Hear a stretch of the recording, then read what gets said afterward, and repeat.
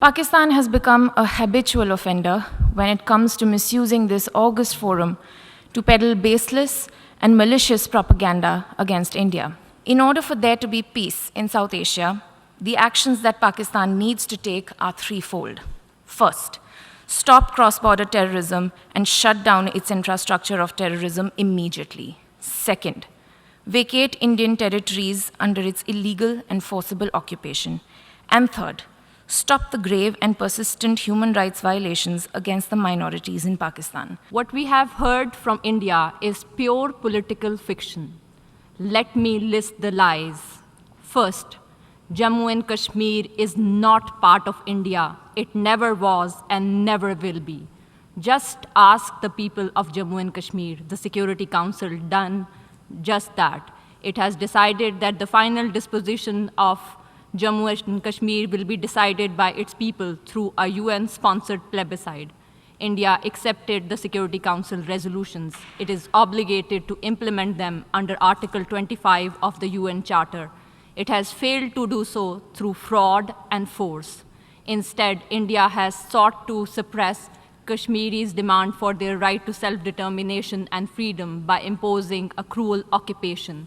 Since 1989, over 100,000 Kashmiris have been martyred. On 5 August 2019, India gave up all pretense and announced annexation of Jammu and Kashmir. It enlarged its occupation army to 9 lakh, imposed a complete lockdown, turning the beautiful valley of Kashmir into the largest open-air prison in the world. The entire Kashmiri population is the victim of India's brutal tactics. Innocent Kashmiris are killed routinely in fake encounters and cordon and search operation. Collective punishments are imposed with the destruction of entire villages and neighborhoods. The entire Kashmiri political leadership remains incarcerated. 15,000 Kashmiri boys have been abducted, many disappeared and tortured. An information blackout has been imposed by closing media houses and charging independent journalists with terrorism. Indeed, a classic colonial settler project is underway. And yet, the oppressed Kashmiris have not capitulated. They have not given up their demand for freedom from Indian occupation. At all political celebrations, they fly flag of Pakistan, not India. They cheer the Pakistani cricket team and they shout, Pakistan Zindabad, long live Pakistan.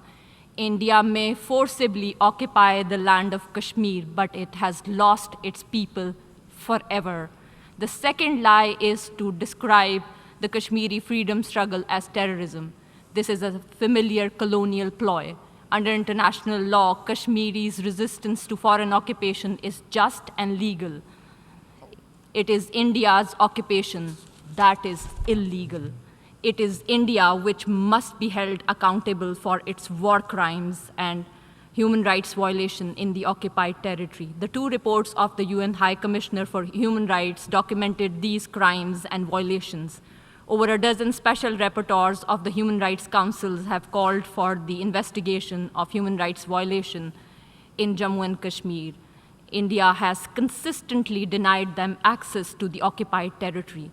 The third Indian lie is to portray itself as a victim of terrorism.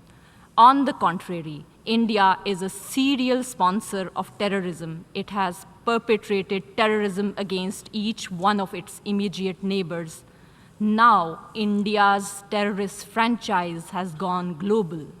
Pakistan has solid evidence of Indian sponsorship of Tehreek-e-Taliban Pakistan, which has carried out repeated terrorist attacks against Pakistani civilian and military targets. The BLA, Baloch insurgent, is also financed and operated by India. The captured Indian spy and naval commander Kulbhushan Yadav has fully enumerated India's terrorist activities in his confession. India must be held accountable for its terrorist activities. Mr. President, if a government is capable of brutally persecuting its own people, one can imagine what it is capable of doing to the people of other nations.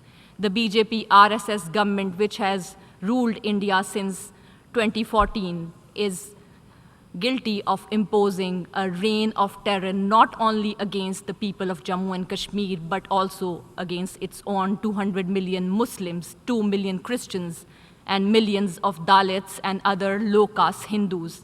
India's crimes are well documented.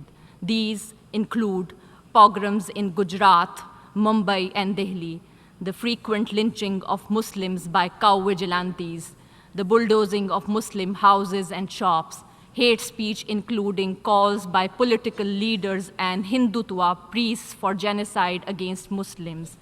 In orgy of Islamophobia, Muslims are forcibly converted or disenfranchised, bans imposed on hijab, love jihad laws adopted, and hundreds of mosques, including the Babri Mosque, have been destroyed in the campaign to obliterate Muslim and their cultural heritage, the very legacy of India.